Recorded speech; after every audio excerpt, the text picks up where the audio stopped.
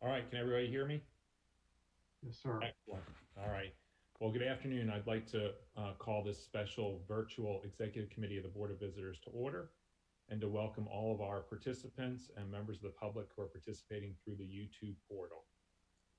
We are meeting today under guidelines approved by the Governor and Attorney General for virtual meetings related to the COVID state of emergency and the impacts caused by the pandemic to our community. Please note all phones will be muted. For board members who wish to participate, please identify yourself when you speak, especially for any board member not using the video option. I want to first let everybody know who is on the call today. We have our entire executive committee of the board, as well as we expect really all the remaining members of the Board of Visitors, including our faculty, staff, and student reps. This is the second opportunity for the executive committee to meet and hear updates on the university's response to the pandemic. Joining us today from the administration are President Catherine Rowe, Provost Peggy Agoras, and senior leaders of the university. Before we get started, I'd just like to note that at the reconvened session yesterday, the General Assembly approved the governor's recommendation to give state governing boards the authority to conduct business electronically beyond the pandemic related issues. Therefore, the full board will meet electronically on May 12th at 1 p.m. Though we will have very few committee meetings, we will cover regular business items, including adoption of the university's budget for fiscal year 21. The notice of that meeting will also include instructions for public comment. At this point, I'd like to turn the meeting over to the president, but before I do, I want to recognize on behalf of the Board of Visitors the incredible leadership and the incredible efforts that have continued by you, Catherine, and throughout our campus community. We'll hear the details of some of those efforts, but I do want to say from the start that the thoughtful manner in which you've operated, well, no surprise to us, has made a tremendous difference as this university community pivots for the present and plans for the future.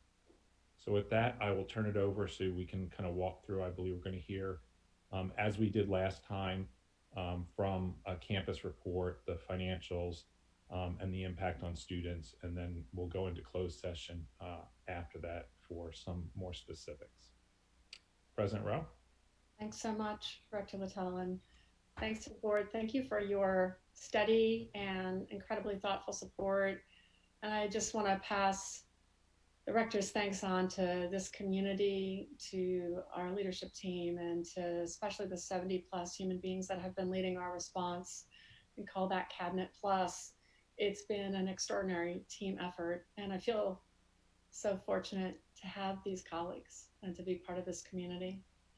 We've been operating in pandemic mode, as we think of it, for over 2 weeks now, having moved out of crisis mode. What that means is that the uncertainty remains very high. We're working hard to reduce that uncertainty where we can, and you'll hear some of that work today. We're planning ahead very deliberately for the fall. We have the intention of being together on campus for the fall. And so we're taking the planful steps that we need to over the coming month to maximize the opportunity to do that, assuming that it's safe to be together.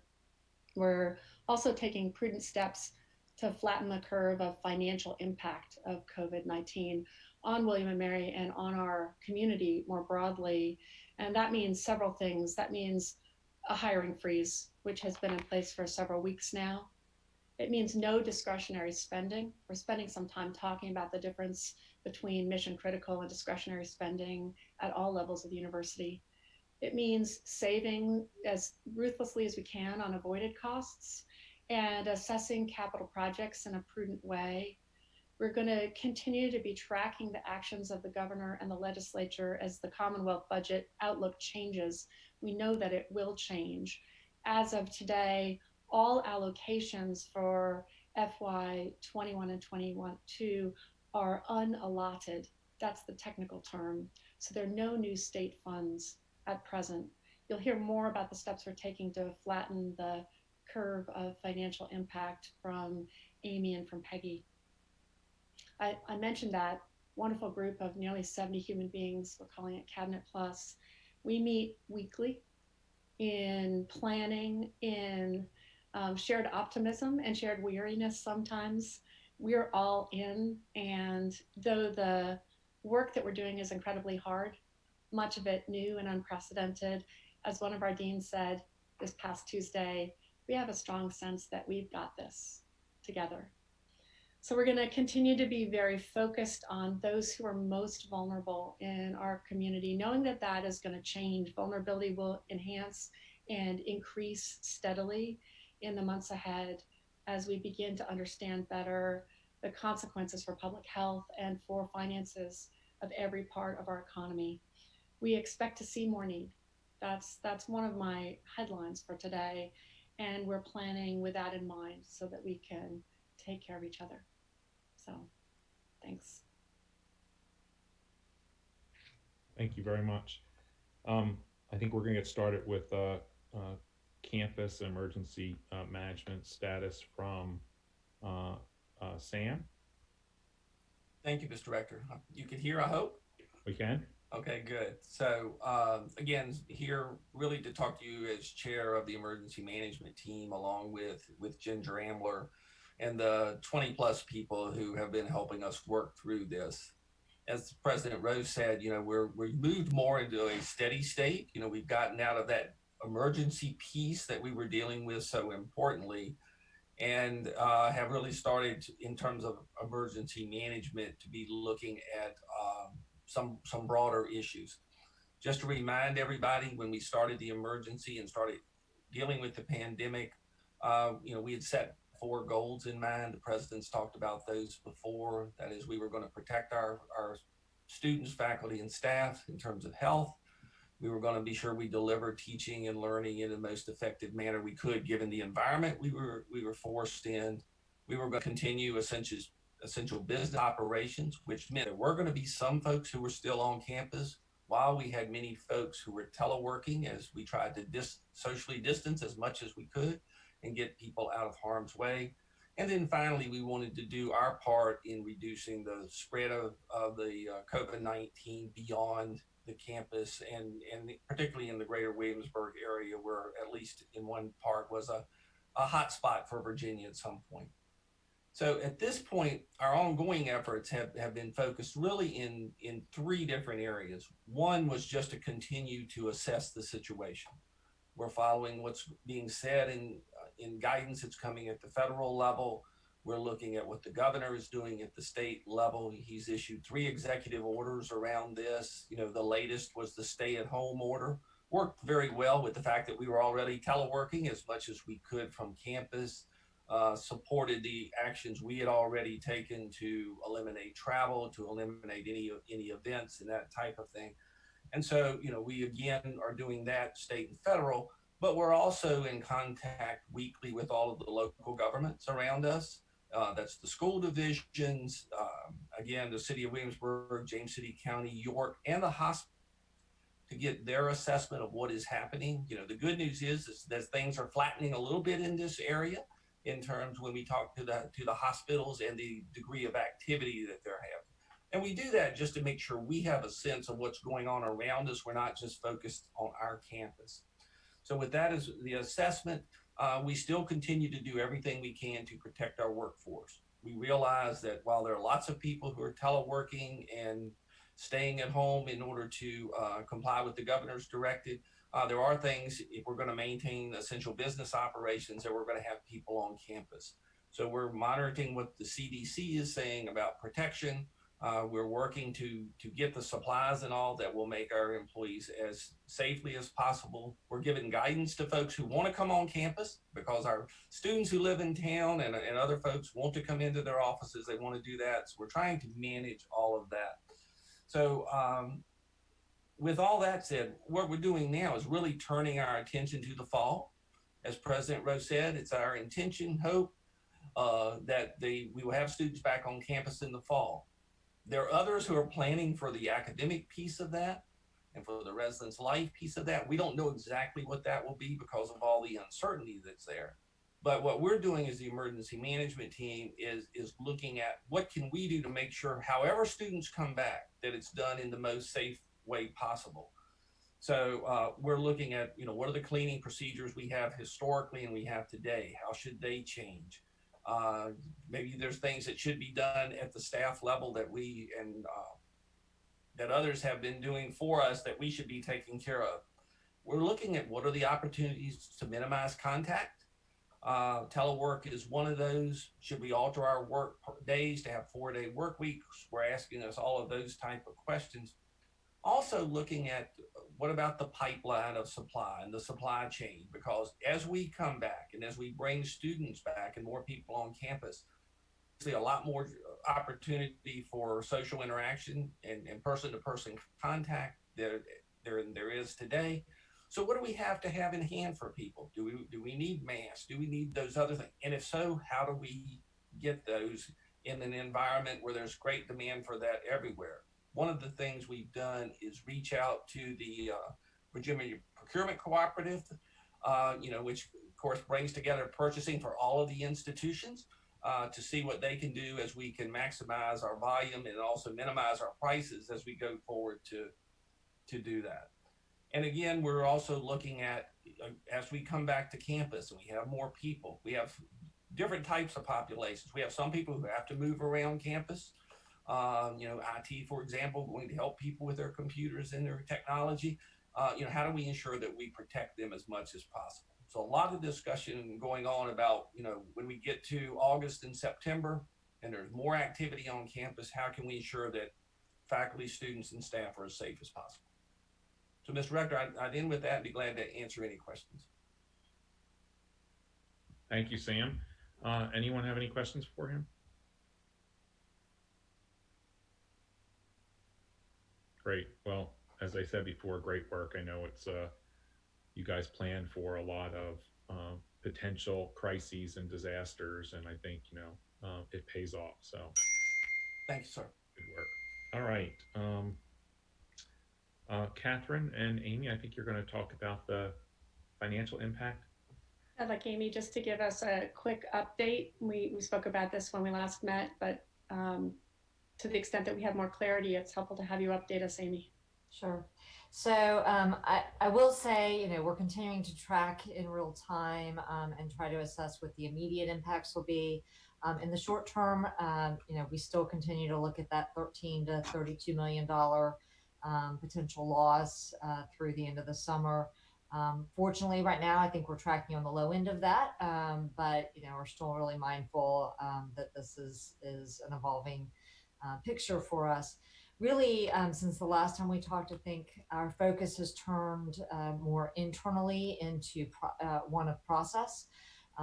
As Catherine mentioned, we've already taken several actions to ensure that we are really tightening down and only spending dollars that are absolutely essential to spend in the near term. But we've really been working collectively across cabinet and asking cabinet to work with their chief business officers, identifying what sorts of reporting, what sorts of monitoring, what additional view may be helpful for them so that they can really manage this day to day. And so we've upped activities in all of those areas. And then this week, Peggy and I have launched the mission review budget exercise that I think Catherine referred to early in her remarks, with a couple of goals for that exercise. In the short term, being able to take a really detailed look into how we're spending dollars, how we've typically spent dollars, what our priorities are for those dollars will be really important if we have to make some short-term decisions to weather us through the next 18 to 24 months. But we're really going through that exercise with an eye towards the long view, and how do we make sure as we come out of this, we're aligning our resources in a way that meet our most strategic objectives. So there'll be both a short and long-term focus on that. For the campus, we've invited, again, cabinet to work with their business officers and to really reach out to business units, reach out across the schools and academic departments to the extent we can, continue upping the campus's understanding around how we operate financially, and really trying to be as transparent as possible in terms of how we're thinking about and prioritizing decisions. With that, Peggy and I have formed, sort of a quick alliance. I certainly know this wasn't how she envisioned her first year as provost. It was not how I envisioned my transition to the chief operating officer role, but we're working really closely together to make sure that we're navigating through this in a consistent manner. So, Lots more I could say, but I'll pause again and just ask for questions. so Amy, and I know this will be sort of a running tally, but what is your range now for what you think the impact sort of loss to the university is for this fiscal year? Right. So again, for this fiscal year, we know already we're at about an $8.5 million loss. I'll remind you, much of that is coming is as a result of the changes that we had to make in our auxiliary programs, largely housing and dining, and the rebates that we provided there. So we knew, and those of you that may have been listening in on the community conversation yesterday, we did not make any of our the decisions around housing and dining as a result of they weren't financial decisions. We were making those decisions as a public health decision, but that obviously had financial implications for the university. So we've been relying on our auxiliary reserves to date. For us, it's not having an immediate impact on our operating budget or on the P&L, but we know as we look towards the next academic year, those items are going to potentially change. The state budget picture is going to come into view. So we're watching all of that in real time. Largely today, we are managing through the initial impact, either from the reserves that we have built up in auxiliaries, which we're required to do, and or through cost reductions or other mitigating factors in real time. And the range, our targeted range for the end of this fiscal year remains roughly 13 million at the low end. Right. In impact, up to as high as over 30, depending on what the next month or so and a half, how that plays out. Right. So any more guidance on the CARES Act funding? Yeah, we just received guidance on Monday. In fact, we've got the campus work group is getting together late this afternoon to work through some of that in a little more detail. Pretty clear that the feds do want us to make decisions around those dollars quickly, and so we'll be working to bring forward some recommendations to the president in terms of getting how do we distribute those dollars. Again, if you'll remember, it's about $4 million that we're getting in total. 50% of that intended to be used to help support students, and then 50% for the institution. But we do have up to a year to be able to spend those dollars, so we want to make sure we're being thoughtful in our response and following federal guidance. And it's pretty clear from the federal guidance that need is an important part of the calculus and how that gets spent to get funding directly to students and families who are most impacted financially. Good. Before we pivot to talking about the impact for next year, any questions? Could I ask one question of Amy or Catherine? What commitments, if any, have we made to employees of the university relative to either keeping them on, or have we adjusted employment for any employees, and what is our thinking there going forward, at least at this point? So at this point, I'm happy to report we've not had to lay off or furlough any of the university employees. I mean, if you've been reading in the press headlines, that has not been the case at all in higher ed institutions. But I think, the president said early on, we've made a commitment to try to protect and take care of our people as best we can. And so that continues to be a high priority for us. For our contract workers, the decision to close down dining has definitely impacted that community. I know Sodexo is our dining partner, and they've been working with their employees to try to provide either other assignments or relief for them where possible, and we're staying in close contact with the Sodexo leadership on that. Again, I think as we get into the fall, we'll have a better sense long range, and certainly we'll continue to do everything we can to be focused on our people and on our employees. I applaud you for doing that, for making a commitment to employees that way. It's a real statement of values. Good. Kelsey? You're on mute. Well, thank you. It's a bit of a follow-up to the previous question. Just Amy, thank you so much first for all of the work that you're doing. I really appreciated our meeting on April 8th. I thought it was just really helpful for us to understand, I guess, better how the university is operating financially right now. It was really illuminating. So just thank you for everything that you're doing. So I while I'm not president anymore, I am still receiving a lot of questions, I guess, about how specifically workers are being compensated during this time. I'm getting a lot of questions about contract employees, which I understand that that's more of Sodexo's responsibility than William and Mary in a technical sense. So I guess, and I'm getting questions about hazard pay as well, which I feel like I'm not the most equipped to answer. So I guess for the benefit of just students that might be watching at home, could you please, I guess, maybe explain whether or not hazard pay is something that the university is taking into account, or to what extent, if so, and then what kind of hours, I guess, are wage employees, like what is their day, what is the daily life of an essential worker at William and Mary looking like, if that's something you feel equipped to answer. So I can start, but I would welcome, I know Sam has been involved with the emergency management team directly in a lot of these discussions. So I'll try to unpack it. I think you had Sorry, that was a big questions. question. Yeah, you had a number of questions in there. So Sam alluded in his remarks around the efforts that we're taking, that the emergency management team has taken, and others to make sure that we are protecting our employees.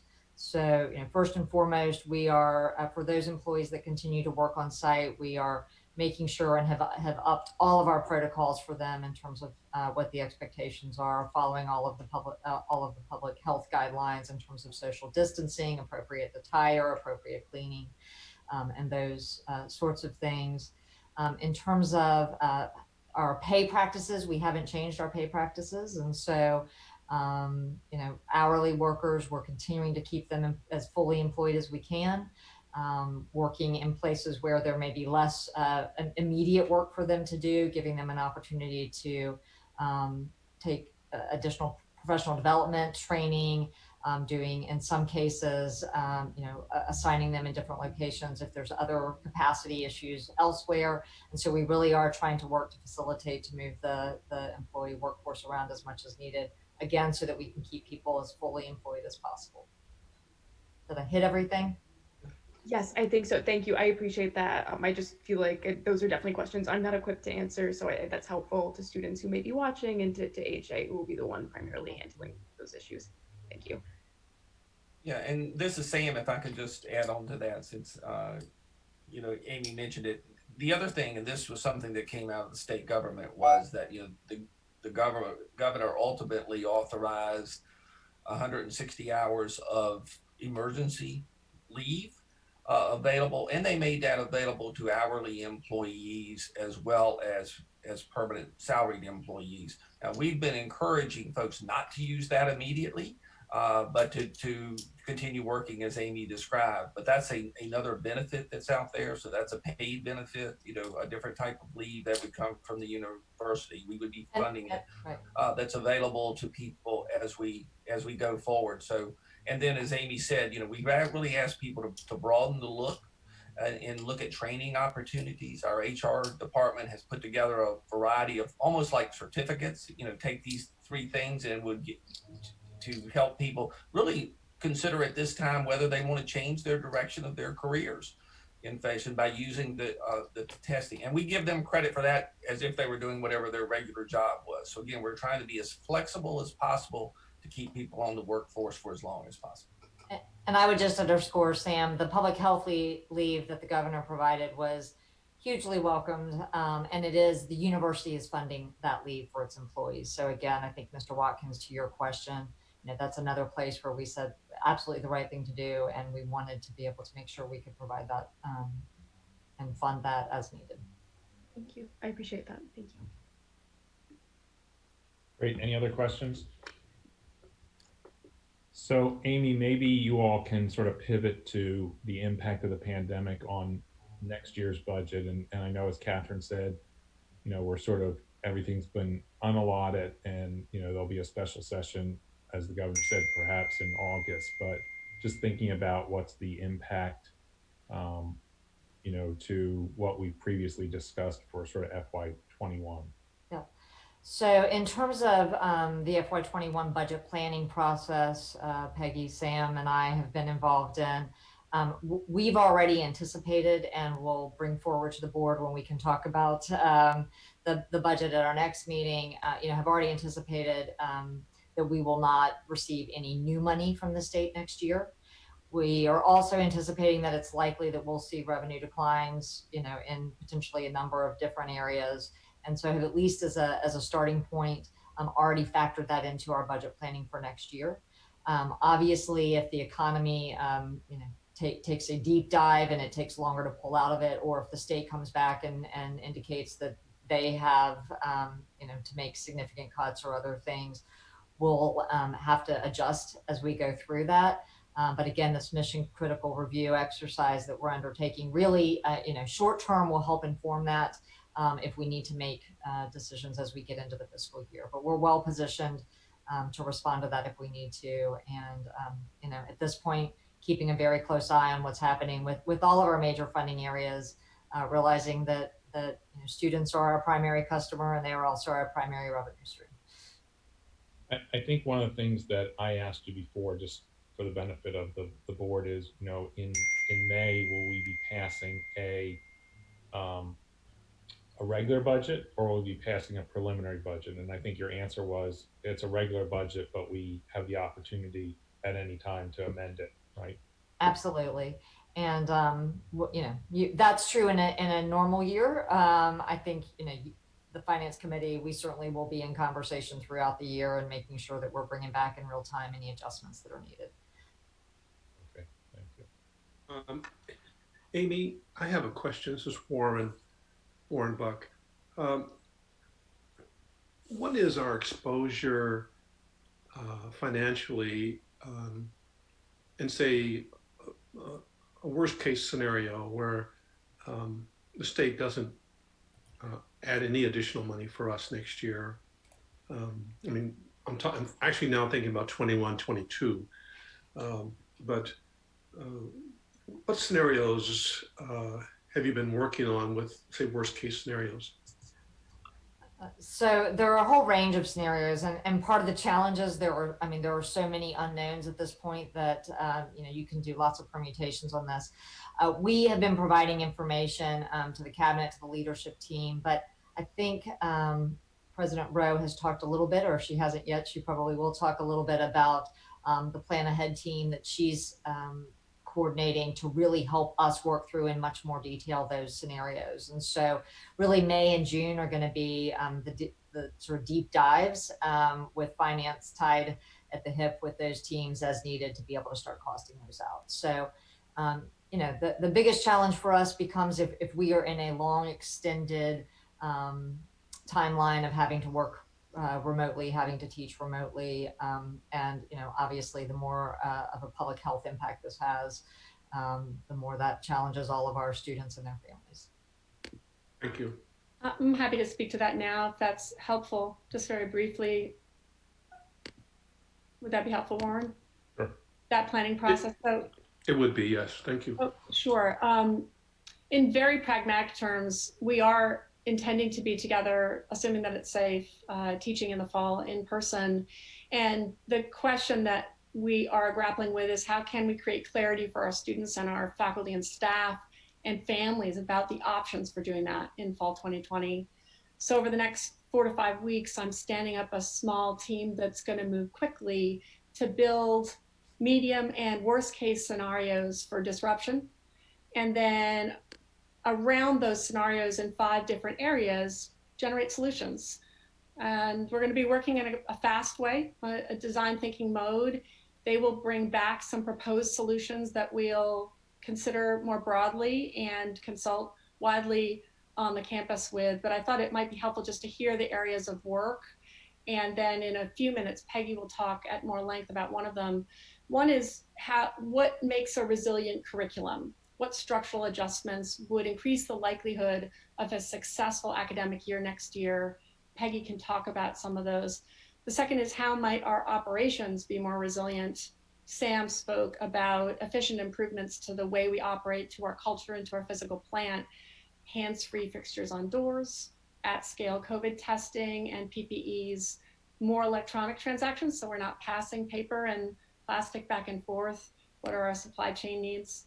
The third group is going to focus on how we de-densify human beings in space. So our workforce and our student body to reduce the risk of transmission of COVID, work shifts, maybe lodging partners and changes in lodging, classroom rotation opportunities.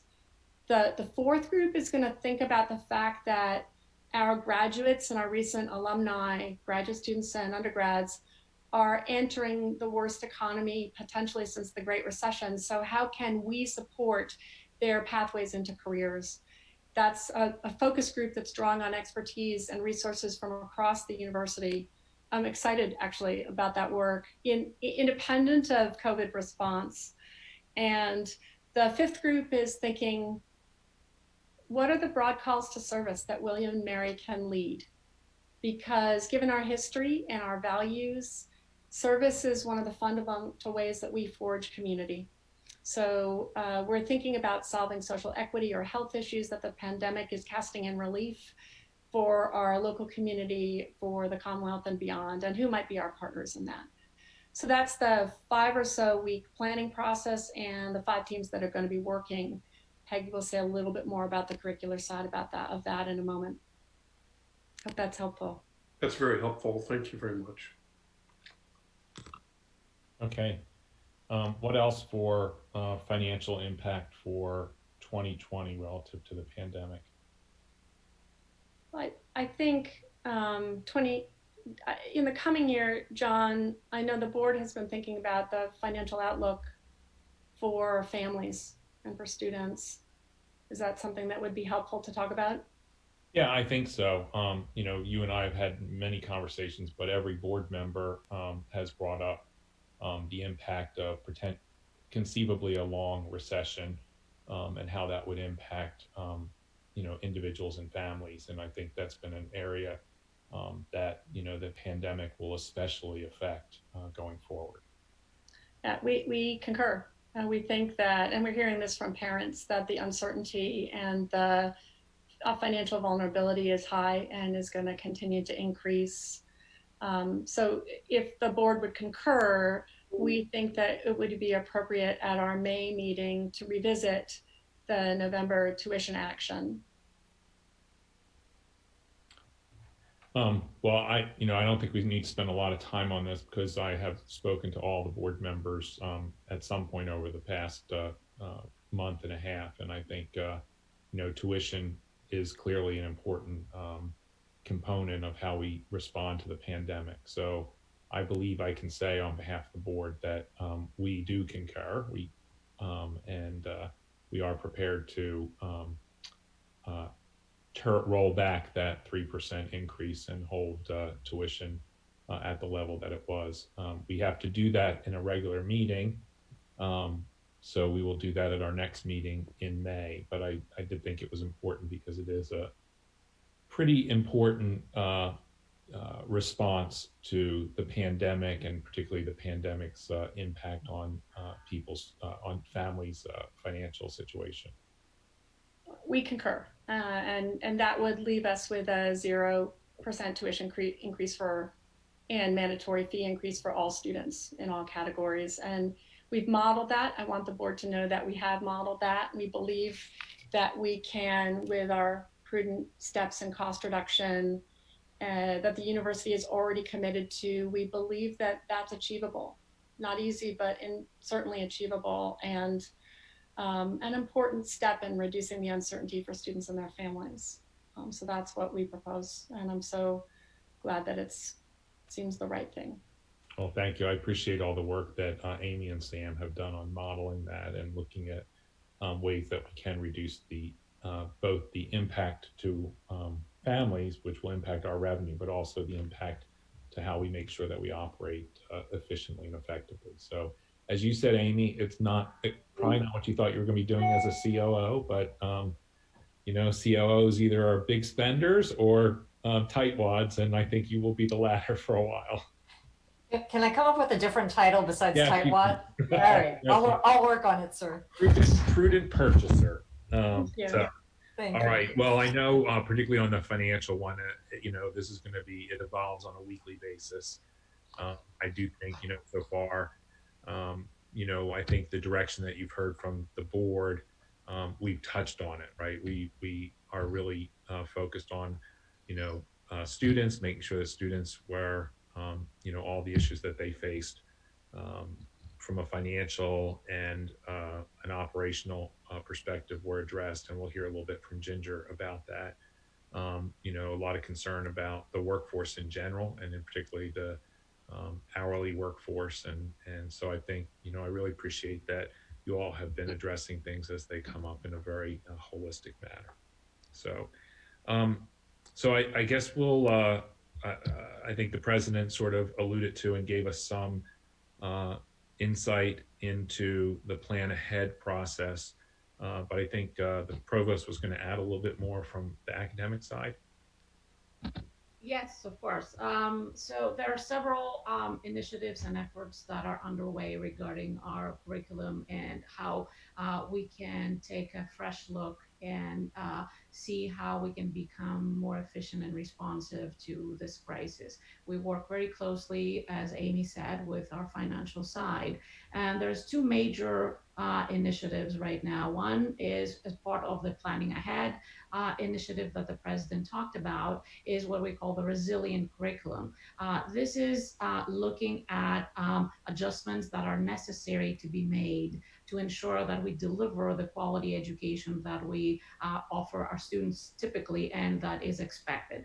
And that means that we have to look at different ways or new ways of delivery, late starts, shorter sessions, parallel sessions, using summer, having sections which are smaller than usual, having courses which are blended or flipped.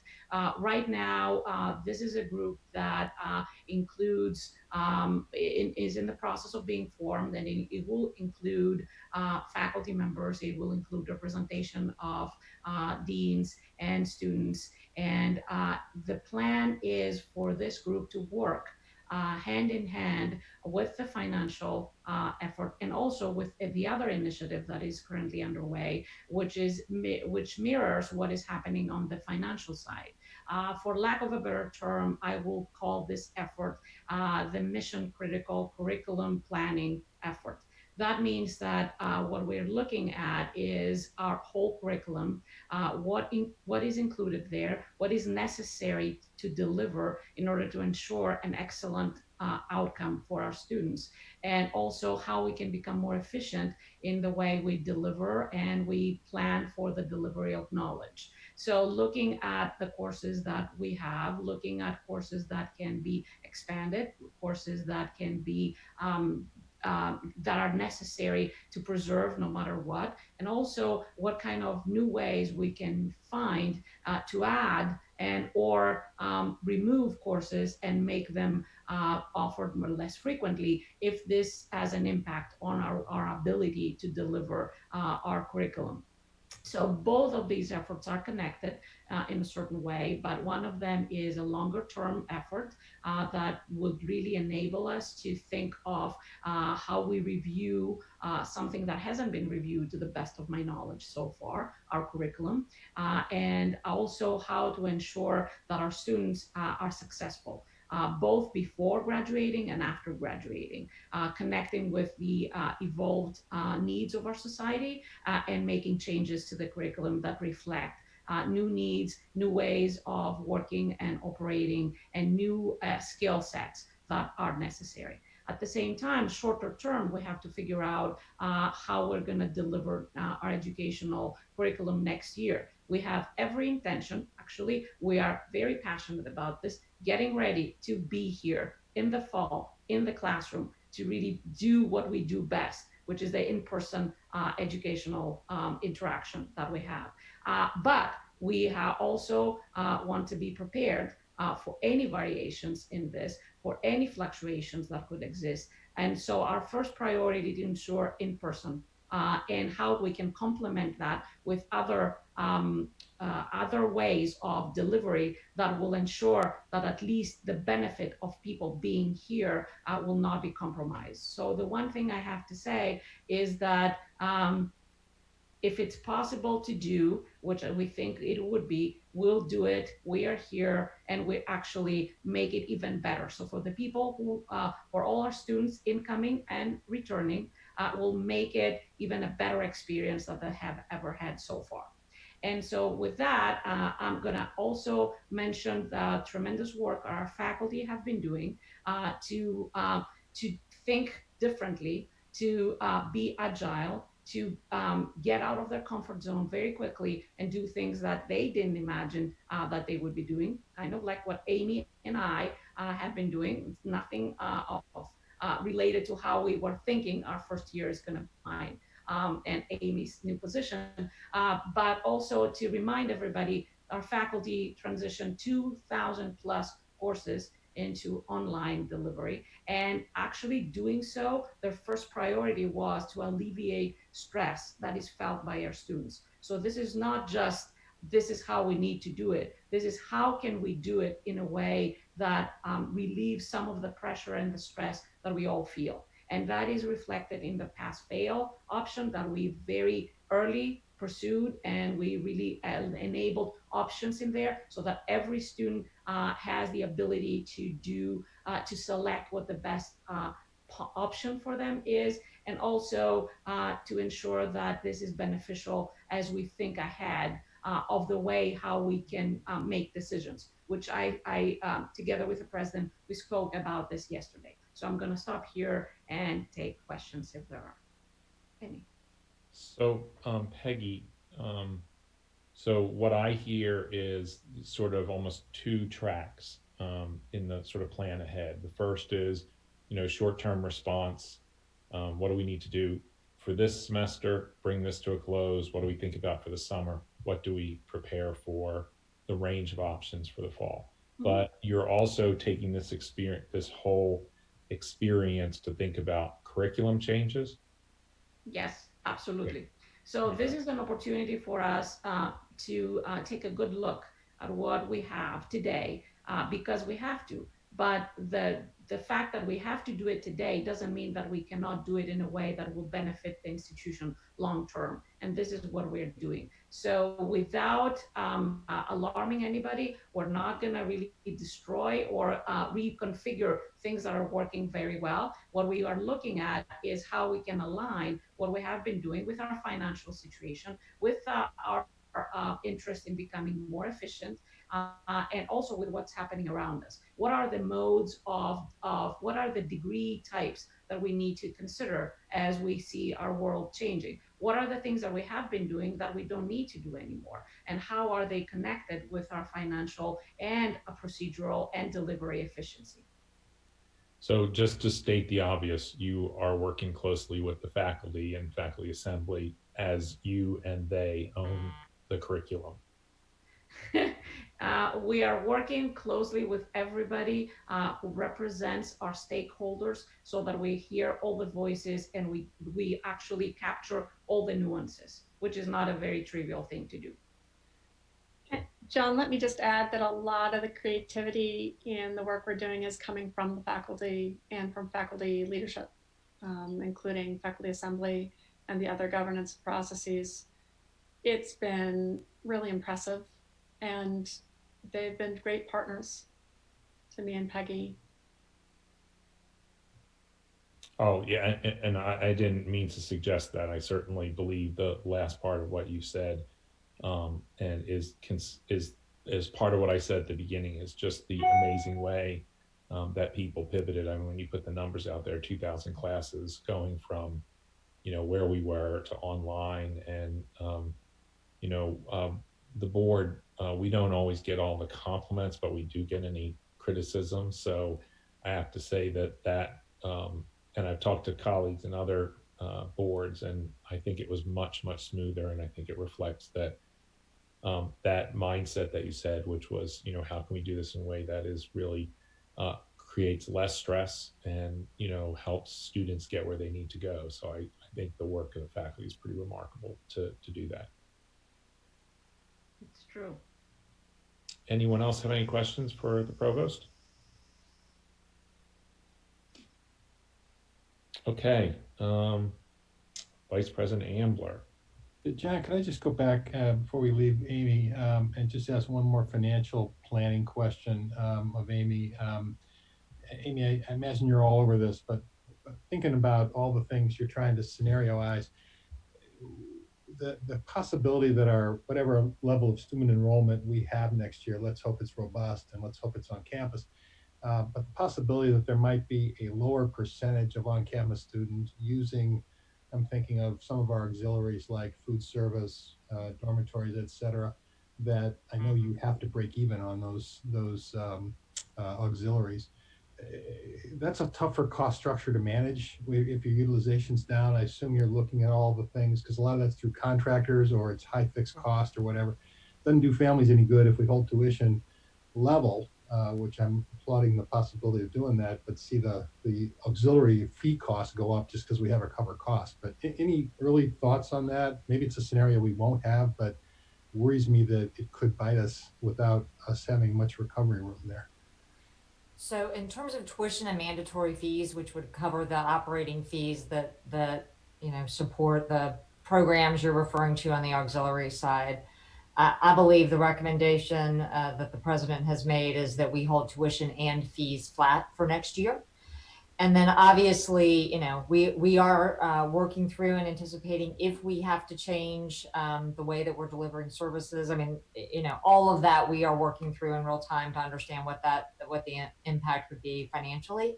I'll take this as an opportunity, and I appreciate you raising the question. One of the complexities in managing a university as opposed to a single corporate entity is, as you know, that we have limitations on the various fund structures, and we have, the dollars aren't all fungible.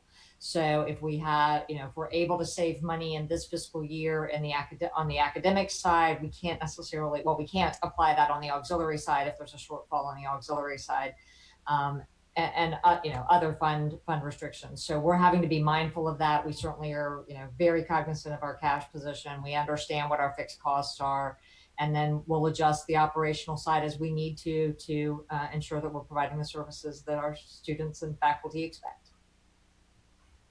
Thank you. Just a follow-up to that. We also, I guess, have to keep in mind that we're going to have an additional number of students admitted this fall compared to this present year. So there'll be additional revenue to work with. Not much, but some. So I can speak to that. I think it's just too early to say.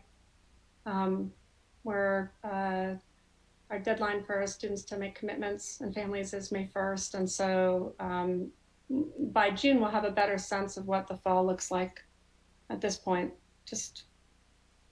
I think we have to respect the really high degree of uncertainty that everybody is feeling. And we're so proud of our admissions team for the incredible work they did. I don't know if you were part of the digital admissions weekend, admitted students weekend, about 10 days ago now. It was really marvelous. So we'll keep everybody posted. Yeah, and we'll have more, Henry can give us more insight at our board meeting about, the process and how it compares to last year and the things that we've done differently, not beyond pandemic, to plan for the future. So that obviously will be something we'll consider in a couple of weeks. All right, Ginger. Thank you, Mr. Rector. We continue to support our students as they've made this transition to remote learning. With regard to student emergency needs, we are continuing to address those needs as they come up. They have changed over time.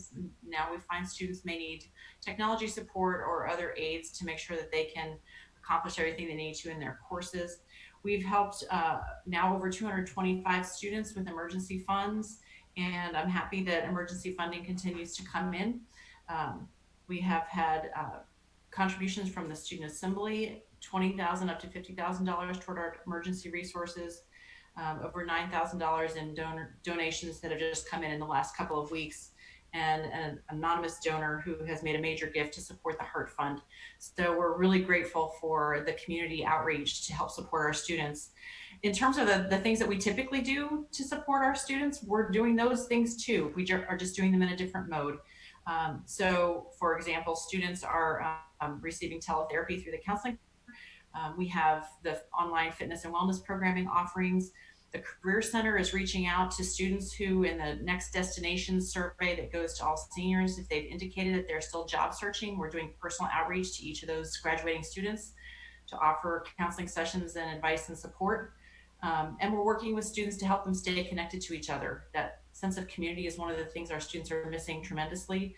So making sure that they have a chance to induct members of honor societies, to transition student government in a meaningful way, and those sorts of gatherings online are really important to our students. In terms of the major projects we're thinking about right now, we're considering how best to reunite students with their belongings that have been in the residence hall since we evacuated at the end of March. And our major priorities there obviously are making sure that we attend to all public health and safety guidelines. And within those guidelines, how quickly we can have that move out occur. So looking at the timelines and what it would mean to do that as safely as possible, and planning for all options, whether that means students come back and move their things out, or if they can't come back, having options for packing and storing that is convenient for students and their families. And obviously we need to prepare our residence halls for the fall return. That is our goal as well. And then the other major focus area for us right now is how to recognize and celebrate class of 2020. And I think you saw the information that went out about our both and approach. We're going to be celebrating students both in May and in October over fall break weekend. The fall break weekend will be a full on pomp and circumstance commencement weekend, as you all have experienced it before. But we're doing some special things in May to make this both different and joyful as we celebrate the class of 2020. Thank you. Great work on that. I think that's really remarkable. Good planning. Nice ampersand. Thank you. All right, any questions for Ginger? All right, we'll then turn it over to our faculty, staff, and student reps. Professor Forrestal. Well, good afternoon, everyone. It's nice to see you all. I'm just going to focus on two items today that Assembly have been working on. And the first is working on how to move forward with course evaluations. Certainly faculty did not plan for pandemic situations when they were designing their courses. And although all of the faculty I know have been working in very creative ways to meet their course objectives, many are understandably concerned about course evaluations. And so we sent out a survey across the university to get feedback from faculty to determine a way to move forward with this, and ended up going with a policy or procedure that is more local to individual schools. So I know in arts and sciences, there will be an opt-in choice for spring course evaluations for faculty.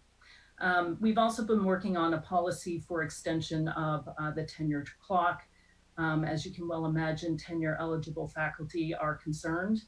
Certainly the situation is for many people interfering with their ability to engage in scholarly work and research.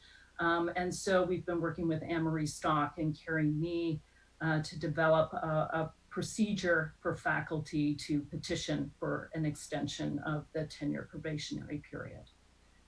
So those are two things that Assembly has been working on. We will be meeting again soon and hopefully moving forward with other issues. Thank you. Great, thank you. Any questions? Yeah, Warren Buck again. Faculty evaluations are online, right? They've been online for some time. Yes. And so student access to them is pretty straightforward at this point. Is that right? It is, Warren. One thing that we have noticed with online course evaluations when we instituted that several years ago now, response rates went down. And certainly the whole dynamic is very different now that we're not with them in a classroom. So typically how I would deal with that is I would take classroom time and give them an opportunity for them to fill out those evaluations. I would leave while they were doing that, of course. And so that's one issue. And of course, the other issue is students didn't sign up for online courses. I mean, that is the reality. We've all dealt with a lot of challenges, and sometimes that negative experiences that might have happened can come out on course evaluations. And of course, some of those things were just out of everyone's control. And so certainly the faculty I know have been working hard and have been very compassionate with their students. But there are always going to be complications and problems that students are working with that sometimes can affect evaluations. Yeah, I'd recommend, I think we're sort of crossing into pandemic into regular stuff. And I think this is a great thing for academic affairs to think about prior to our next meeting. All right, any other questions? All right, Mr. Wheelis. Good afternoon, everyone. Just a quick staff update. We are both assemblies, staff and PPFA are in some transition in terms of the thinking about the term. But the reason that that's important is I just want to appreciate all of President Rowe's senior team for the outreach and inclusion of assembly leadership in these conversations. That has been helpful. We had a great conversation with Amy last week with both staff and PPFA assembly. Amy will be our guest at the PPFA meeting next week via Zoom. We're going to do kind of a mini town hall, which I think we're going to announce tomorrow. And I think we will get a lot of response. With the goal is to use the assemblies to get the communication to as many of our employees as possible. Communication, from what I'm hearing from my colleagues who know colleagues at other institutions, our communication is doing pretty well. Is it perfect? Probably not. It could always be a little bit better, but overall, we're hearing some positive things about the early and timeliness of the communication, the substance of the communication. So I just want to give some appreciation to the senior team that we were working with, that we're hearing positive things on that. Great, thank you. Thanks for everything. Anybody have any questions?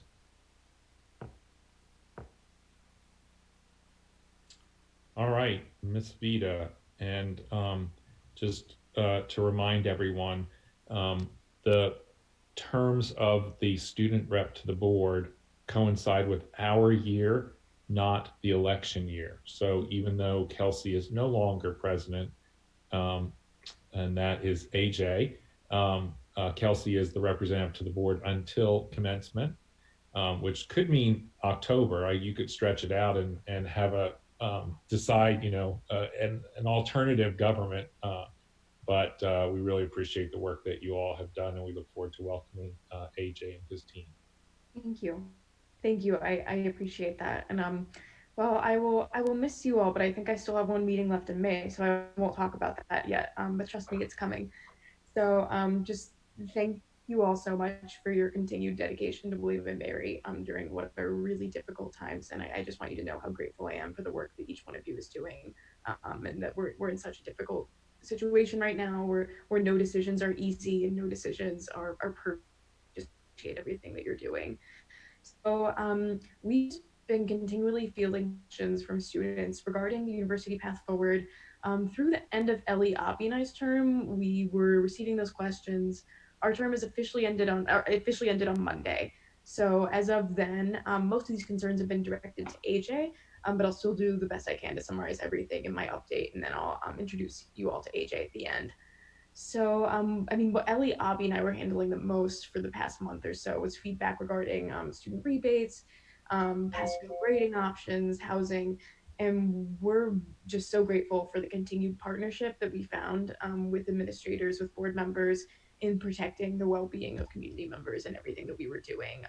There was a period of time after spring break where I was just constantly on the phone with Ginger and constantly on the phone with just other members of administration, and just the availability and the willingness to listen. We appreciated so greatly.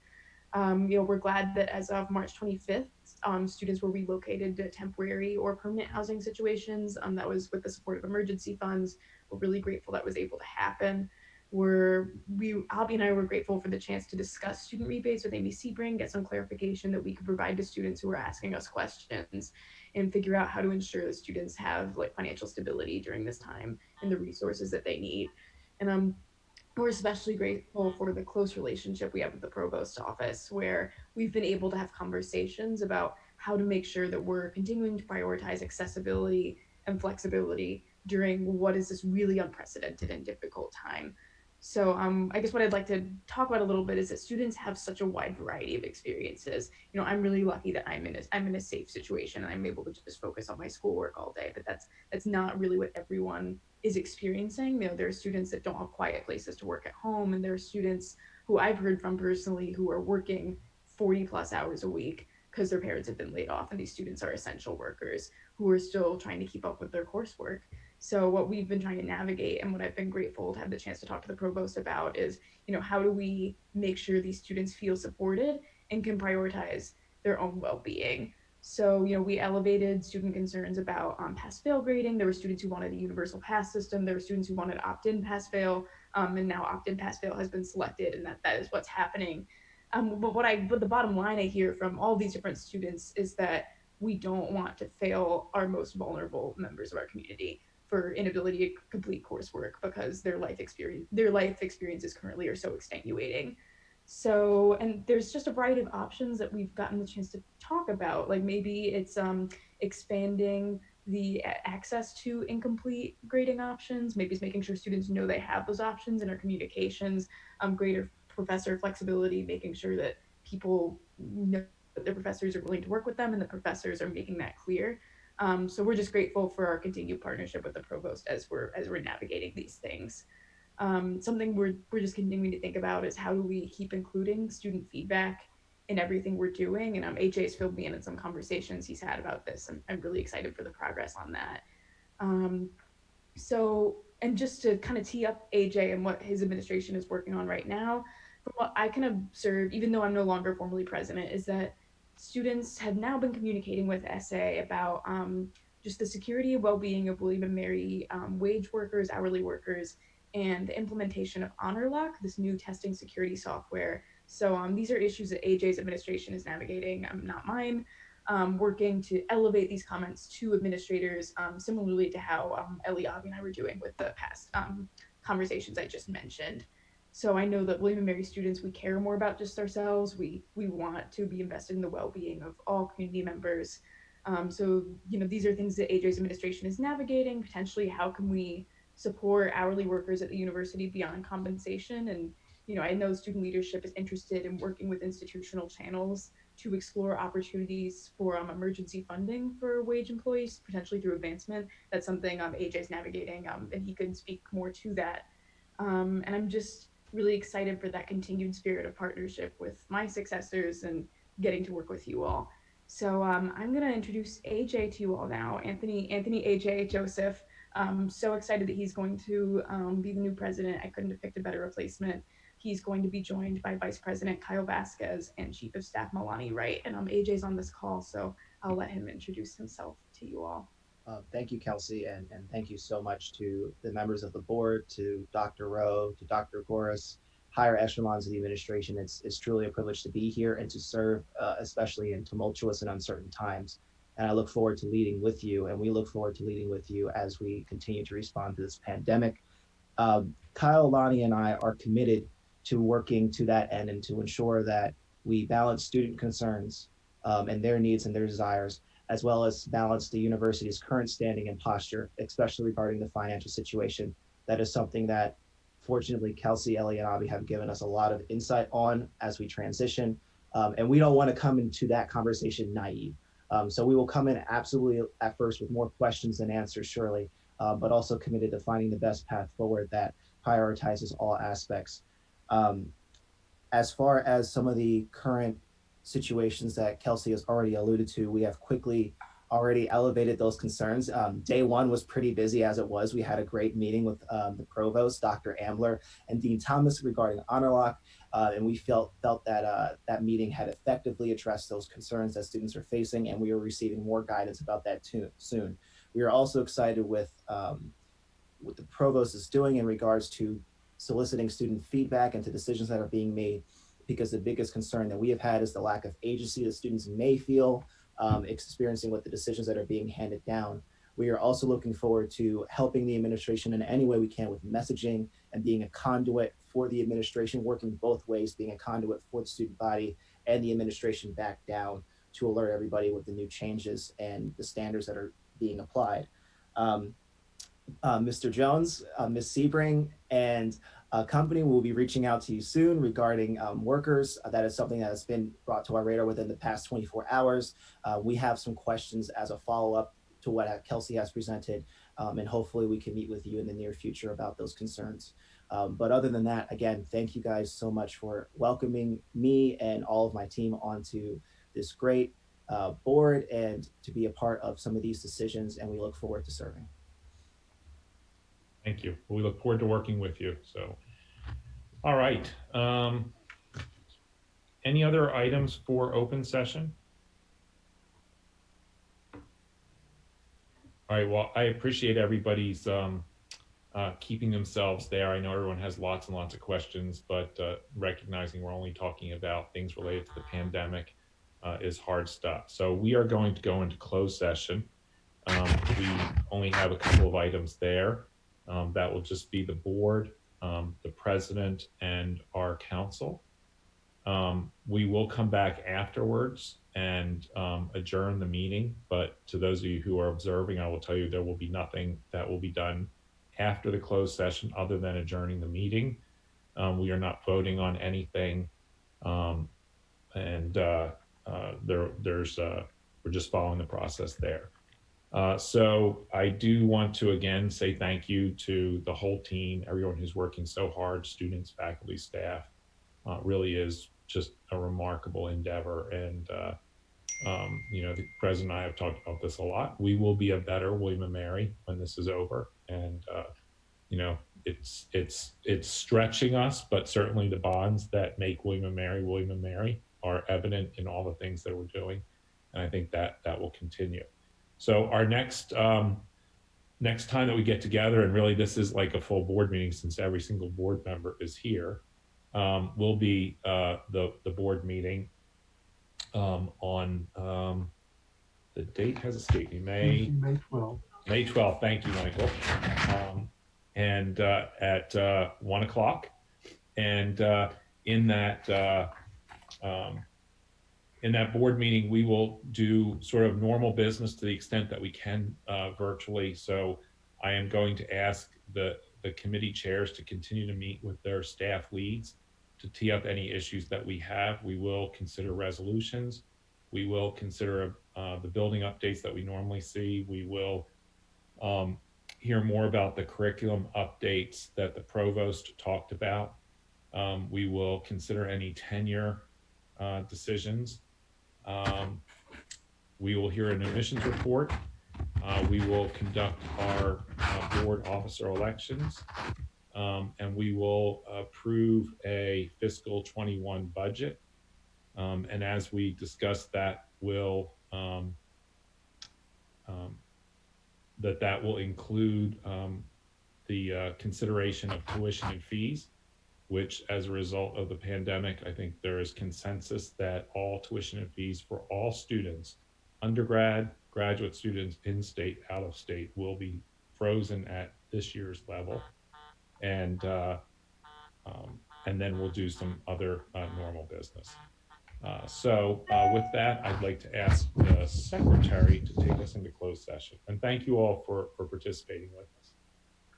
Thank you, Mr. Rector. I move that the executive committee convene in closed session for the following reasons.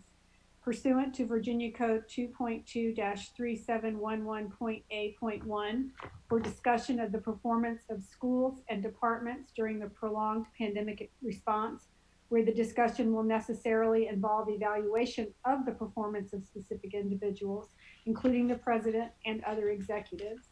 And pursuant to Virginia Code 2.2-3711.A.8 for consultation with legal counsel regarding specific contract and compliance matters requiring legal advice. Is there a second? Second. Great. All So those this in will favor? This will be a roll call vote of the executive committee. Mr. Okay. Rector, Aye. Mr. Payne, Aye. Ms. Girdleman, Aye. Mr. Hickson, Aye. Ms. Roday, Aye. Ms. Schultz, Aye. and Mr. Wolfold. Aye. All right. Director. So we are going into closed session, and I thank again everyone for participating. Zoom software an invitation to join the closed session room. For others who are waiting, we're going to place you into holding space that any dogs, cats, or domestic animals may not be heard.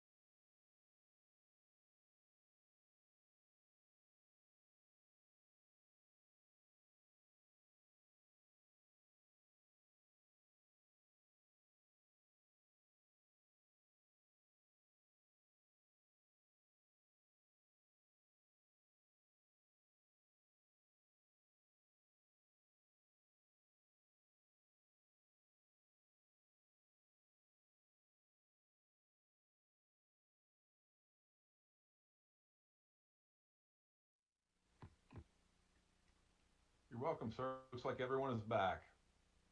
Okay, Sue, you want to go ahead? Sure. And I just, as a, or whatever it's called, a process thing, I called for the second, so we're not going back and forth on the delay like last time. Is that okay, or do you want to call for it? I don't want Go to. ahead. Go ahead. I move that we certify by roll call vote that to the best of each member's knowledge, only matters lawfully exempted from the open meeting requirements under the Freedom of Information Act were discussed, and only matters identified in the motion to have the closed session were discussed. Is there a second? Second. All those in favor, or sorry, go ahead, Michael.